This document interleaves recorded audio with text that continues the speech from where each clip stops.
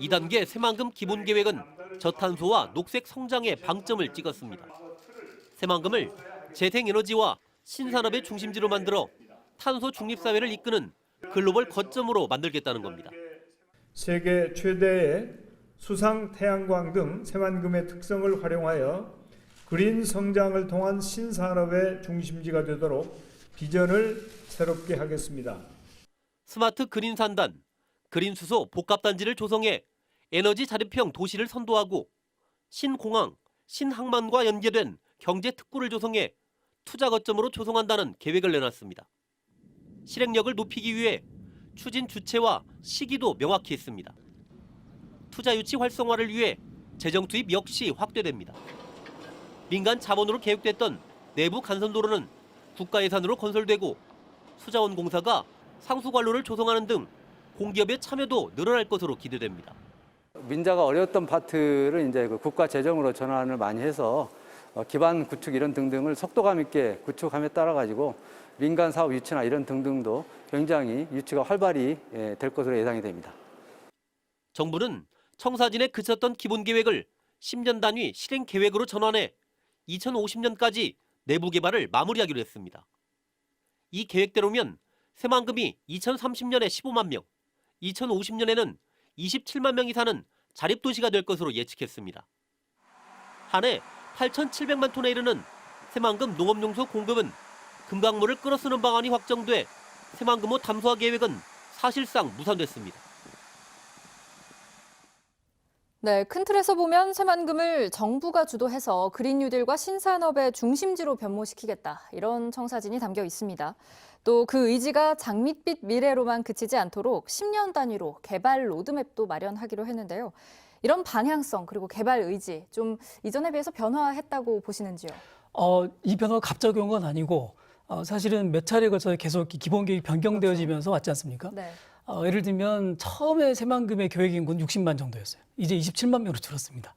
이게 좀 슬픈 이야기이긴 하지만 한편으로는 새만금 사업을 현실적으로 바라보기 시작했다. 이런 측면이 하나가 있는 것 같고 두 번째는 산업적으로 보자면 이 새만금의 산업적 특성을 신재생 에너지 분야로 특정한 부분이 눈에 띕니다. 그래서 이제는 새만금이 산업적으로 그냥 막연한 신산업, 첨단 산업 이런 개념이 아니라 신재생 에너지 어떤 게 이 우리나라의 최대 메카가 될 수 있는 기반이 만들어졌다. 그리고 또 하나 가장 중요한 부분 짚어야 될 거는 새만금이 그동안 방식은 사실은 선 분양 후 매립 방식이었습니다. 근데 이게 이제 이 박근혜 정부 중반부터 변화를 시작했는데 이게 민간 자본들이 투자하기가 어려운 상황이지 않습니까? 그러다 보니까 이번에도 밝혔지만 공공 투자들이 확대된 부분이 가장 크다.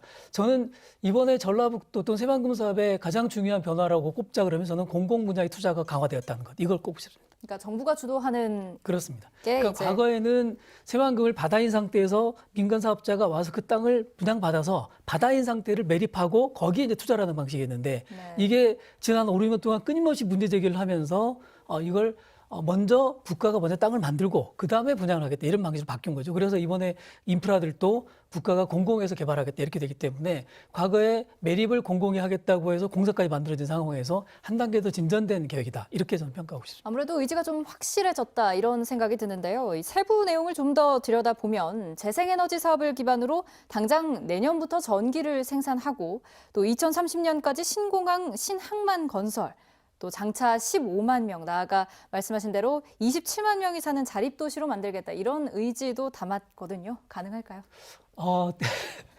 가능할 거냐. 새만금이 30년 동안 가능성만 갖고 이야기해서 또 가능할 거냐고 묻는다면 잘 모르겠습니다. 그런데 어쨌든 목표는 있어야 되는 거고요. 그 목표를 향해 달려가야 됩니다. 그런데 새만금은 사실은 우리 내부의 의지보다는 국제적인 환경 변화, 특히 동북아의 경제 상황이 어떻게 변화하느냐, 그리고 우리나라의 산업적 성장이 어느 단계에 가느냐가 중요하지 않겠습니까?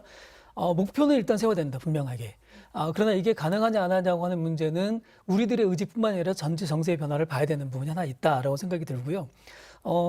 그리고 이제 이 무엇보다 새만금 에너지 도시로 만들겠다고 했던 부분들이 중요한 건 이런 겁니다. 에너지 도시로 만들었을 때 그 에너지를 통해서 어떤 산업이 일어나고 그 산업들을 통해서 어떻게 고용이 발생하느냐가 중요한 거 아니겠습니까? 그래야 15만 명이든 27만 명이든 되는 건데. 전체적으로. 그 구조를 어떻게 정교하게 짜느냐 하는 문제들은 사실 이번에 명확하게 나와 있지는 않죠. 예. 또 이번에 발표된 기본 계획안을 두고 환경단체를 중심으로는 반발이 일었습니다. 주요 관심사였던 해수유통 관련 부분이 빠져있기 때문이었는데요. 환경단체는 지속적으로 수질 개선을 위해서는 해수유통해야 한다, 이런 입장이고, 그래도 해수유통을 염두에 둔 조치들이 몇몇 보여서 긍정적으로 보여진다, 이런 의견도 있습니다만 교수님 의견 네, 간략히 그렇습니다. 들어볼 수 있을까요? 환경단체에서는 담수호를 안 하겠다 이렇게 명시적으로 말하지 않았기 때문에 네. 그 점에 대해서는 매우 서운하나, 그러나 결과적으로 보자면 담수화에 대해서는 일단 좀 이렇게 이 정부가 의견을 좀 접은 거 아니냐라고 생각하기 때문에 긍정적인 면이 있다 이렇게 평가하는 것 같아요. 근데 이제 저는 이 문제를 바라볼 때 가장 중요한 건 뭐냐면, 자, 담수호가 왜 필요했지 하는 겁니다. 처음에 담수호가 필요했던 이유는 새만금 지역을 농지로 만들고 그 농지에 이 농업용수를 공급하기 위해서 담수호가 필요했던 겁니다. 네. 예를 들면 개화도 관측지를 만들 때 개화도 안에 호수를 만들었지 않습니까? 똑같은 얘기죠.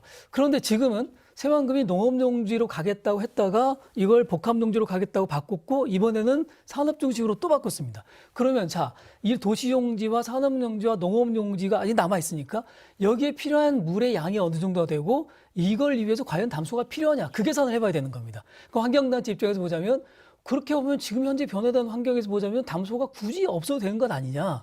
다른 데서 물을 끌어올 수 있는데 네. 굳이 담수호를 고집하는 이유가 뭐냐, 이렇게 보는 겁니다. 이제 그렇게 보면 저는 개인적으로는 이게 굉장히 아주 어정쩡한 입장에서 이렇게 이 표현이 나왔는데, 조금 더 용기를 내도 되지 않을까? 그 담수호를 포기한다라고 명시적으로 말하기 어렵다면 해수유통을 확대하겠다, 뭐 이런 정도의 개념으로도 가능하지 않을까? 저는 개인적으로 그런 생각은 좀 듭니다. 예, 어쩌면 정부가 이걸 목적에 맞게 좀 더 고심을 해보겠다, 이런 뜻으로도 풀이가 되는 것 그렇다고 같은데요. 봐야죠. 워낙에 이 미지의 땅이고 가능성이 풍부한 땅이기 때문에 앞으로 어떻게 될지 모른다. 예. 실제로 예전에 군장공단, 국가산단 경우도 조성해놓고 10여 년, 거의 한 20년 동안 팔이 날리고 있다가 갑자기 1, 2년 사이에 분양이 되고 이런 경우가 있었거든요. 그건 이제 산업적인 변화가 어떻게 오느냐고, 산업적으로 막 기회가 왔는데 땅이 없어요. 이제 그런 경우가 얼마나 답답하겠습니까? 그렇게 보자면 새만금도 그런 어떤 기회의 땅으로서 잠재력을 남겨두는 건 굉장히 중요하다, 이렇게 생각을 합니다. 네, 새만금은 사실 해묵은 문제인 만큼 도민들의 피로감도 높은데요. 이제는 정말 속도감 있는 새만금 개발로 전북의 미래를 힘차게 이끌어 갔으면 하는 바람에서 관련 내용 살펴봤습니다.